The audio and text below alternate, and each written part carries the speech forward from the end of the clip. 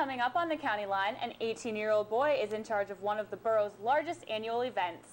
And local witches get a night out on the town. Then catch all your local sports action with Titan Town Sports. We're live. We're local. The County Line starts now.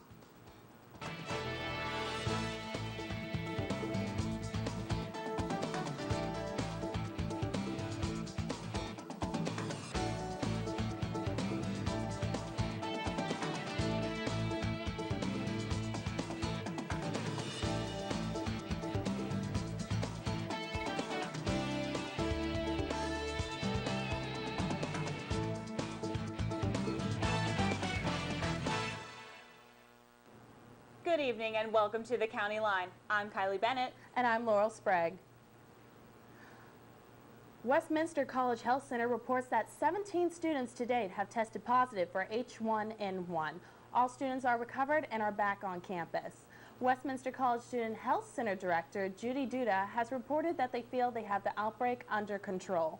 Students, though, are still asked to take extra precaution to ward off the virus by simply remembering to wash their hands. The G20 summit is in full swing today in the city of Pittsburgh. The conference hosts leaders from the most influential countries in the world. According to Assistant Professor of Business Jack King, the summit puts the city of Pittsburgh on the world map. Local residents traveling in the Pittsburgh region should keep an eye out for heavy traffic and be cautious while entering the city. With the Pennsylvania budget still being disputed in Harrisburg, Lawrence County finds itself in its own budget crisis. With funds slowly diminishing, county leaders have been discussing temporary layoffs and pay freezes for county workers. County Commissioner Dan Vogler even mentioned a possibility that the Newcastle Courthouse could see a temporary closing. We had some discussions with our president judge about maybe totally closing down the courthouse for a period of time, and initially he expressed some concern and had some reservations about that, but he has reassessed that and has expressed a willingness to work with us. It's possible that around the Christmas holidays we may be actually just closing the courthouse entirely. No charges have been filed as of yet in a series of car break-ins on the Westminster College campus. It has been almost 3 weeks since the September 5th incidents. Police have identified 4 suspects, 2 age 18 and 2 age 16, but will not release names until formal charges are filed. Included in the recovered property are a laptop computer, cell phone, and a GPS device. Campus safety officials stress the importance of keeping vehicles secure and removing all valuables from car seats and floors to avoid becoming a target. Stay tuned for more of this week's County Line as we take a look at trick-or-treating for this year. And I take a trip up to the fire hall. More County Line is on the way. Pennsylvanians are killed each year trespassing at mines and quarries. I'm Kathleen McGinty, Secretary of Environmental Protection. Riding old mine sites and diving in abandoned quarries may look like fun, but those joyrides are suicide missions, and that diving is about dying. Emergency responders risk their lives on dangerous search and rescue missions. Mines and quarries are not playgrounds. They can kill you. Stay out and stay alive.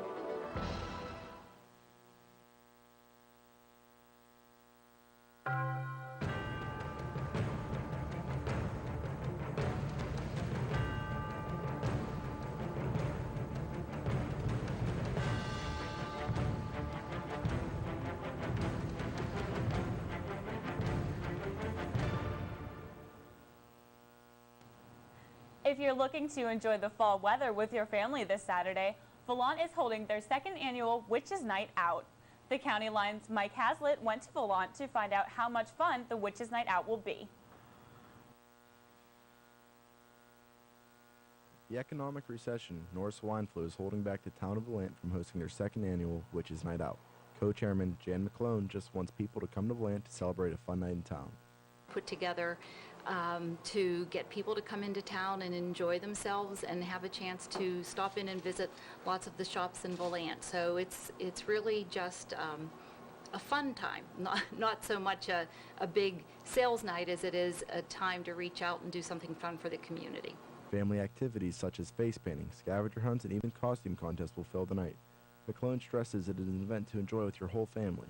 Oh, absolutely a family night, yeah, for sure. There's nothing that would not be appropriate for children. Even the ghost walk is kid-friendly. And although there may not be any haunted houses, Pittsburgh's Paranormal Institute will be coming to Volant on Witches Night Out to look for any paranormal activity. Witches Night Out is an all-day event held this Saturday on the 26th in the small town of Volant. For the County Line, I'm Mike Hazlett. As the witches get their night out, so do the children. The Borough Council has officially set the schedule for this year's trick-or-treating. This year, children will trick-or-treat in borough neighborhoods on Halloween, October 31st. Last year, trick-or-treating was held on Thursday to avoid conflicts for families attending the local high school football game. Trick-or-treating hours run from 2 to 4 in the afternoon. For Westminster College, the end of the summer means it's mowing season. And no, I don't mean mowing the lawn. A special mowing crew took its jobs to the waters on Westminster Britton Lake this past week. Each season, a strange-looking machine moves across the lake, mowing the weeds in the nearly 20 acres on the southeast side of campus. The two-man crew, in charge of weed control, spends days removing huge piles of weeds. One man operates the weed mowing vehicle, while the other runs a dump truck back and forth to the composting station on campus. So if you see this silly-looking machine on the lake, don't worry, it's just the lake mower. The New Wilmington Fire Department's annual fundraising auction set for this Saturday is fast approaching. The firemen have run an auction such as this for the past 55 years. This year, however, planning has been unique. 18-year-old Jake Huffman has stepped to the plate to be chairman of the auction. I went out to the fire hall to learn more about this auction and this year's rookie chairman.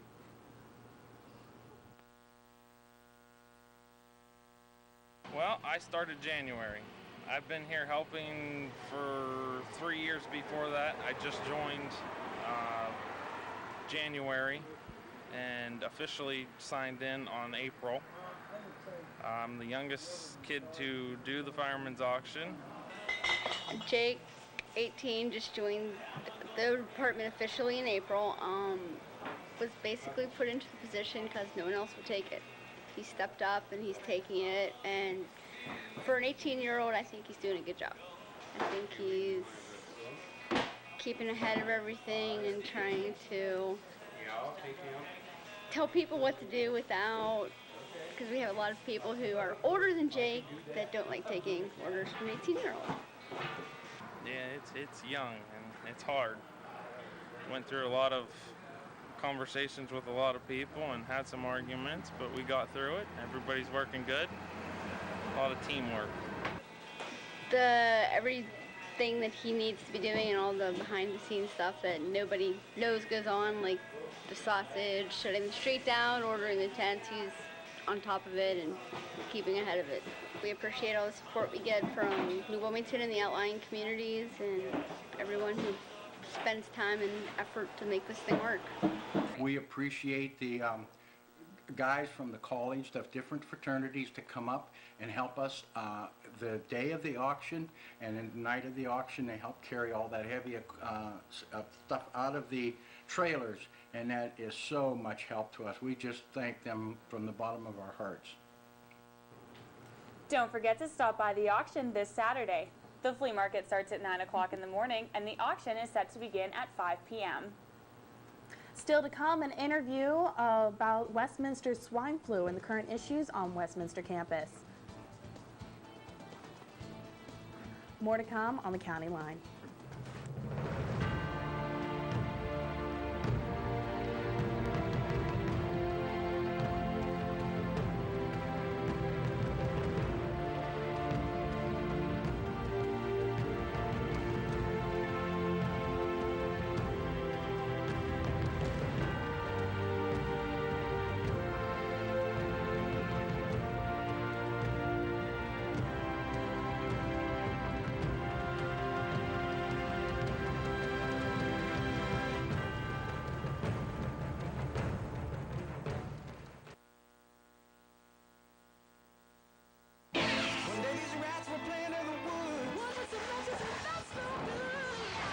Smoke it before you give it a try. Only you. Don't play with matches.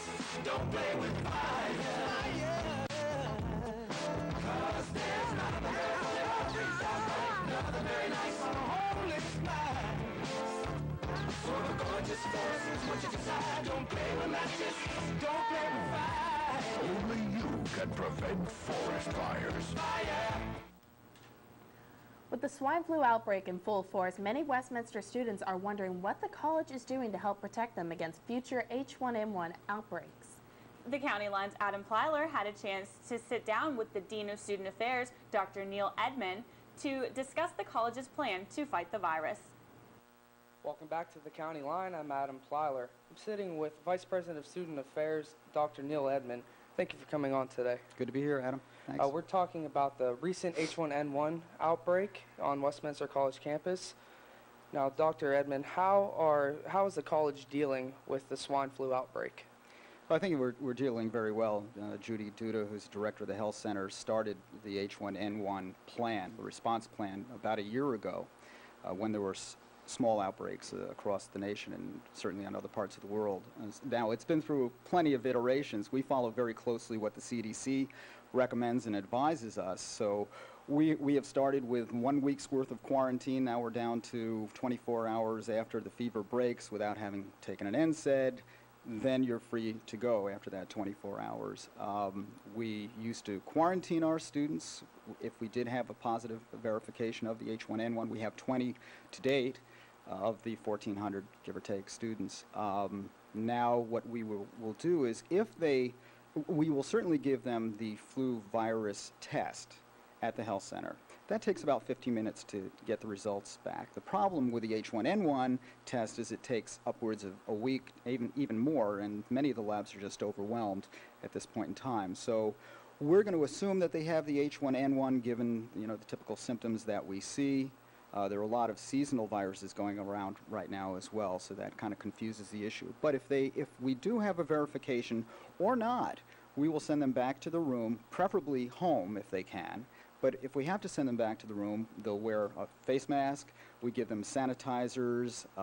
We have a buddy system with their roommates to bring food back and forth to them. If they have to go to a common area bathroom, then we have custodial services as well as students help sanitize those areas, within reason. So a lot of precautions. We're playing it safe. We're playing it very conservatively. We're doing a lot of education, a lot of outreach using email, the website, attachments to URLs where they can get to the CDC and the health department. And that's really our best weapon is information. As Barney's used to say, an educated consumer is our best customer. And to keep it in perspective. So. And you were talking about the college's plan. What exactly is the plan, and can you explain it in detail, please? Yeah, I'll try if you got about 5 hours, but let me collapse it for you. If we have a student and they come in and they have the symptoms of the cough, a fever, upper respiratory congestion, body aches, those are the things you look for in the H1N1 virus, okay? We will then give them, as I said earlier, a viral test, get the results back in 15 minutes. At least that will confirm whether or not they have a virus. We then will give them the H1N1 test. That has to be sent to a lab. However, as I said before, we're going to treat them as if they have H1N1. We'll ask them to, have a parent or a family member take them home. That's the best quarantine we can to keep the contagion down. Or we will send them back to the room, and as I mentioned earlier, all of those precautionary measures that we would take. We'll follow them very closely. Doctors and nurses will stay in contact with them. The H1N1 virus lasts for about, the nasty part lasts for 1 to 2 days. After that, it's pretty quick and simple. In fact, the H1N1 virus is far less virulent in its symptoms than the seasonal flu. So we're happy to hear that. And how is the college helping to protect students against the H1N1 virus? Well, again, education, giving them the face masks and the sanitizers, and getting them off-site if we can, making sure that they don't sneeze on people and, washing properly, all of the sorts of things that you've been reading about. And is the college providing H1N1 shots soon, when they come out? Yeah, as soon as they come out. The CDC has told us they think it will be out mid-October, and we'll set up a site at the health center where students can get free of charge the H1N1 inoculation. And then come November 5th, we'll have, for I believe it's about $25, a similar clinic for the seasonal flu vaccination. People have to keep in mind that if you get the H1N1 inoculation now, or the seasonal flu inoculation, it does have a shelf life, and that can be 3 months. And the flu season lasts sometimes through March. You can get a second shot, a booster shot. There's no problem with that, whether it's on campus or off campus. Okay, Dr. Neil Ellman, thanks for coming on today. We'll be back for more County Line in just a few moments.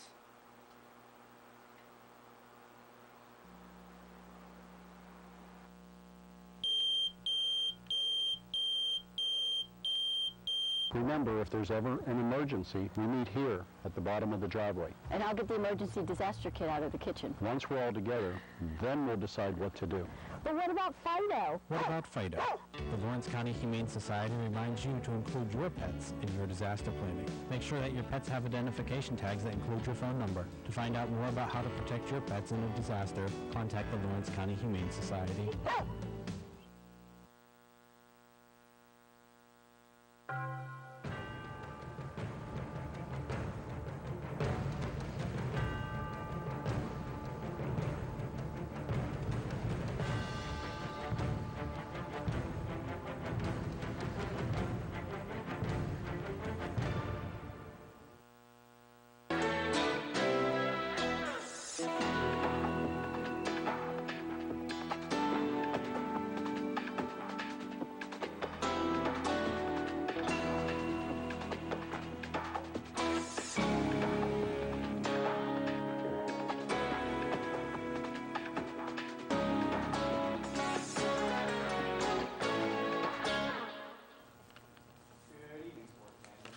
Another edition of Titantown Sports.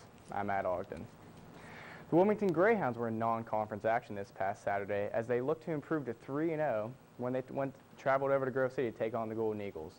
Titantown Sports reporter Ryan Hitchcock had all the highlights from the game.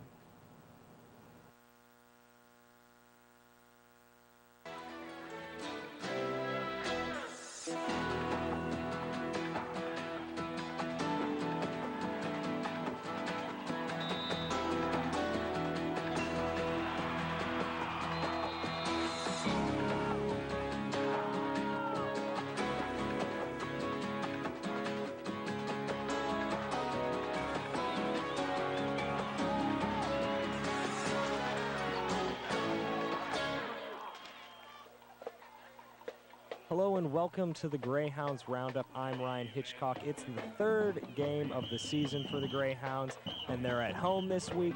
Last week they had a win over Greenville. This week they're going up against the Grove City Eagles.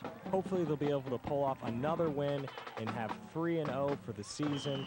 Let's find out. And here comes the kickoff to the third game of the season, their first home game of the season. Burns gets the ball, but it's a touchback. DeMetal hands it off to Whiting. Whiting bursts through the line, gets a good yardage, about 10 yards for the first down. There's a flag thrown on the play. They try again. Once again to Whiting on the outside. Gets closer and closer to that goal line. Let's see if they can get a touchdown here. DeMetal lines up. DeMetal gets the ball. Nails it right into the arms of Palladino for the touchdown. Hounds up 6-0.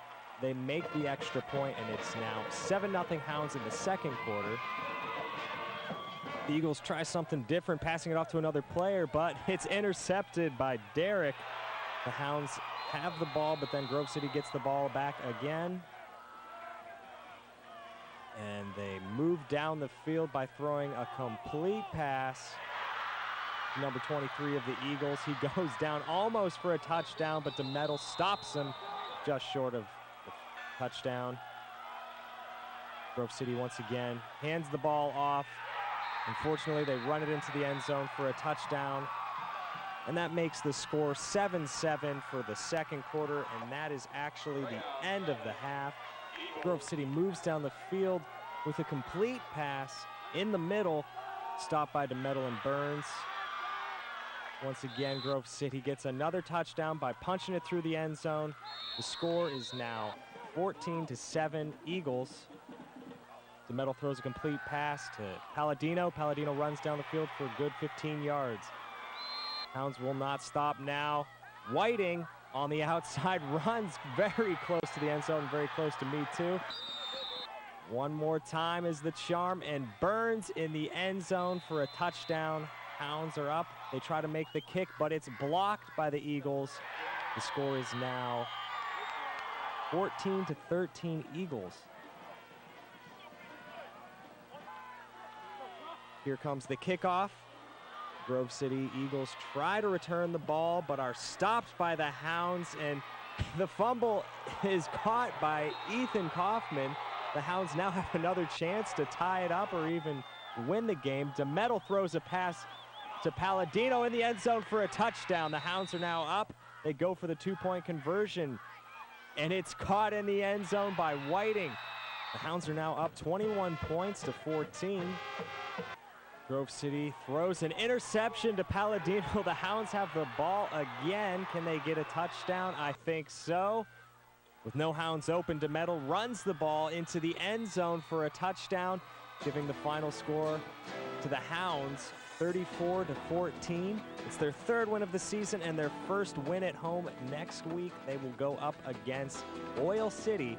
Let's see if they can win again. I'm Ryan Hitchcock for this week's edition of the Hounds Roundup.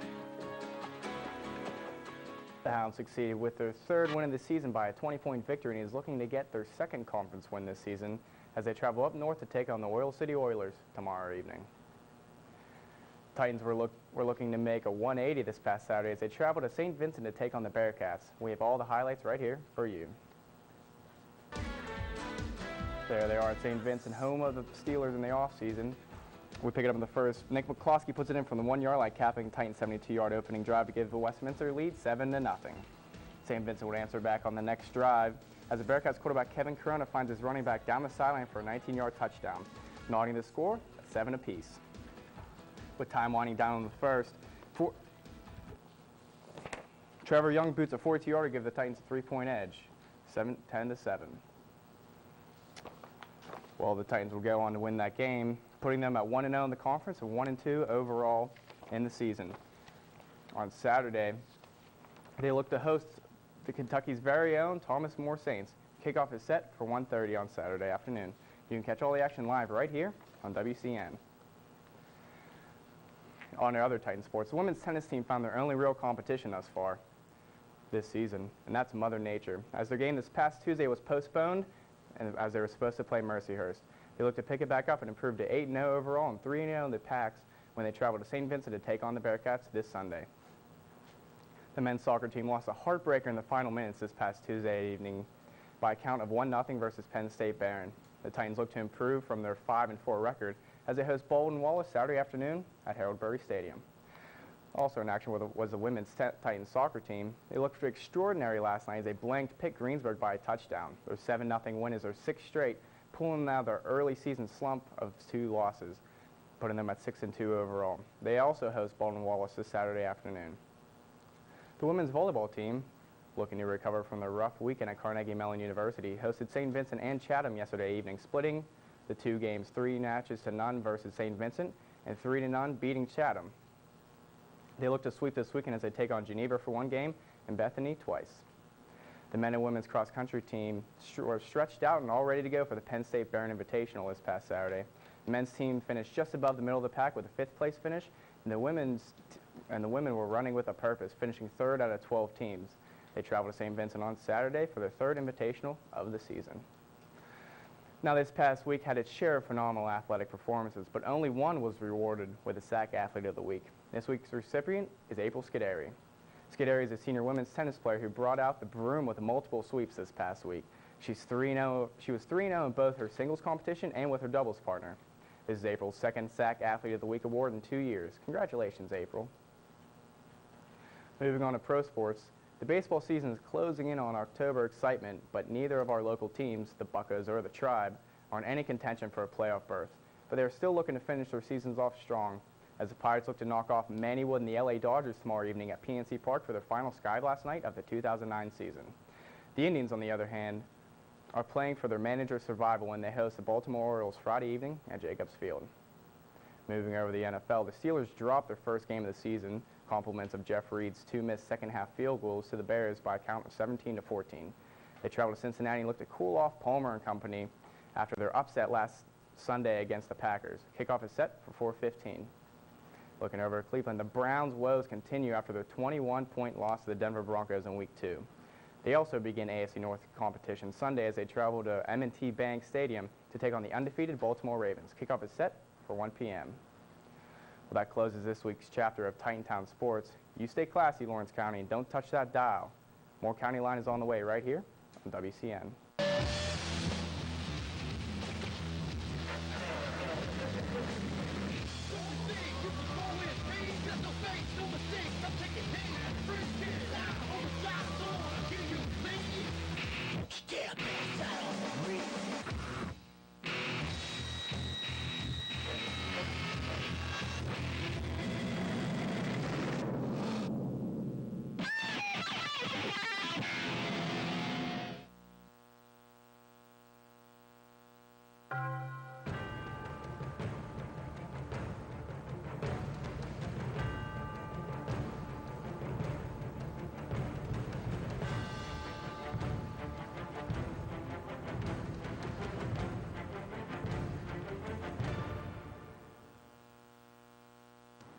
This week's On the Road takes us off the road as County Line's Dave Nicholson travels to Mines and Meadows in Wampum, Pennsylvania to cruise around on an ATV.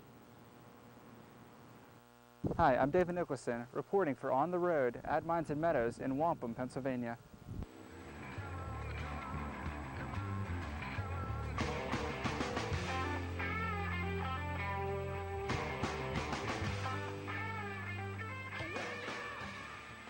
This is a family sport too, by the way, because you have mom, dad, the kids, they're all out here riding.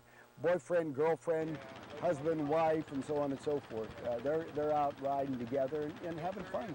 It's a beautiful place to ride. We have above ground and below ground riding. We take you 150 feet down inside a limestone mine, and we got about 33 miles or 40 miles of trails for ATVs and dirt bikes.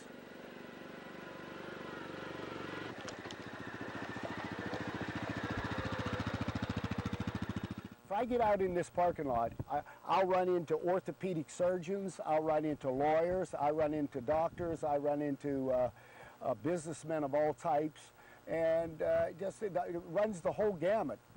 People are looking, rather than passive, they want something that they can actively be involved in.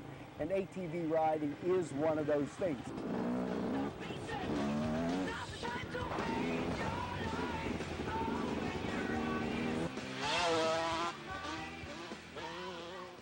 It's a beautiful place. If you want to come out and try it, come on out and see us. We'd love to have you. I'm Dave Nicholson, reporting at Mines and Meadows in Wampum for On the Road. Tomorrow, Westminster Student Government Association will host SGA Day. The event kicks off at 8 o'clock in the morning with golf cart rides, donuts, and coffee for all the students.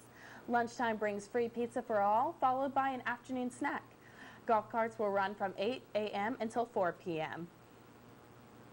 That does it for tonight's edition of the County Line. Make sure you tune in next week for all of your local news, as well as the latest sports updates in Titantown sports. In the meantime, be sure to check out WCN247.com for all your local news updates. Have a great night. Good night.